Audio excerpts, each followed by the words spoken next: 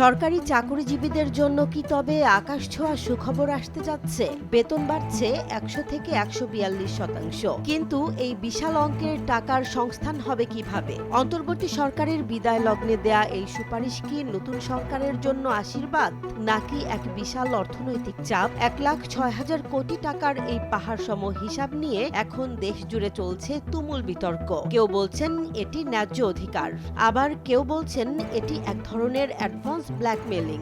আসলে কি ঘটতে যাচ্ছে দেশের অর্থনীতিতে?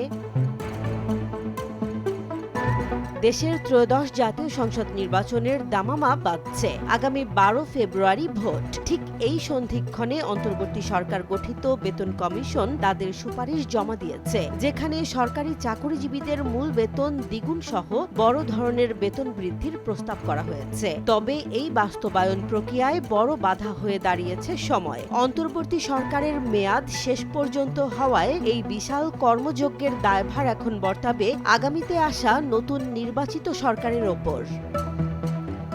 অর্থনীতিবিদদের কপালে এখন চিন্তার ভাঁজ। প্রস্তাবিত এই নতুন কাঠামো বাস্তবায়ন করতে সরকারের প্রয়োজন হবে অতিরিক্ত ১,৬০,০০০ কোটি টাকা। অথচ বর্তমান চিত্র বলছে লক্ষ্যমাত্রা অনুযায়ী রাজস্ব আদায় হচ্ছে না, উল্টো ঋণের সুদ পরিশোধ করতে গিয়ে বাড়ছে পরিচালন ব্যয়। এমন পরিস্থিতিতে উন্নয়ন বাজেট কাটছাট করে বেতনের টাকা জোগাড় করা কতটা যৌক্তিক তা নিয়ে প্রশ্ন তুলেছেন অধ্যাপক আবু আহমেদের মতো জ্যেষ্ঠ অর্থনীতিবিদরা। তার মতে অর্থনীতি চাঙ্গা না হলে এই সুপারিশ বাস্তবায়ন করা কার্যত অসম্ভব। এই সুপারিশকে কেন্দ্র করে তৈরি হয়েছে নতুন বিতর্ক। সাবেক গণমাধ্যম সংস্কার কমিশনের প্রধান কামাল আহমেদ এই উদ্যোগকে অ্যাডভান্স ব্ল্যাকমেলিং বলে অভিহিত করেছেন। তার মতে বিদায়ী সরকার যখন পরবর্তী সরকারের ওপর এমন কোনো আর্থিক বাধ্যবাধকতা চাপিয়ে দেয়, তখন তা প্রশাসনের ভেতরে এক ধরনের অস্থিরতা তৈরি করে। এটি নতুন সরকারকে শুরুতেই এক কঠিন চ্যালেঞ্জের মুখে ঠেলে দেওয়ার নামান্তর।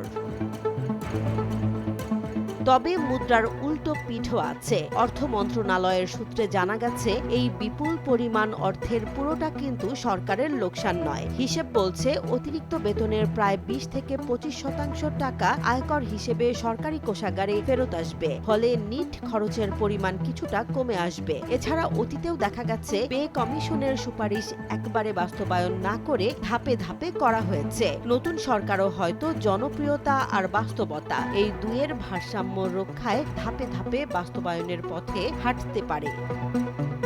সরকারি চাকরিজীবীদের মধ্যে এখন মিশ্র প্রতিক্রিয়া। একদিকে যেমন দীর্ঘদিনের বেতন বৈষম্য দূর হওয়ার আশা, অন্যদিকে বাস্তবায়নের অনিশ্চয়তা নিয়ে চরম হতাশা। যদি রাজনৈতিক পট পরিবর্তনের পর এই সুপারিশ ঝুলে যায়, তবে মাঠ প্রশাসনে ক্ষোভ বাড়তে পারে। অন্যদিকে বেসরকারি খাতের ওপরও এর একটি পরোক্ষ চাপ পড়ার আশঙ্কা রয়েছে, যা দেশের সামগ্রিক মূল্যস্ফীতিকে আরও উস্কে দিতে পারে।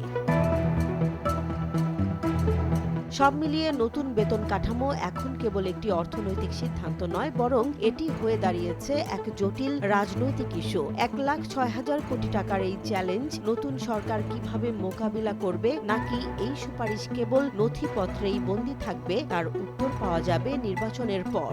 জীবনযাত্রার আকাশছোঁয়া ব্যয়ের এই সময়ে চাকরিজীবীদের প্রত্যাশা আর রাষ্ট্রের সামর্থ্যের মাঝে শেষ পর্যন্ত জয় হবে কার, সেটাই এখন দেখার বিষয়।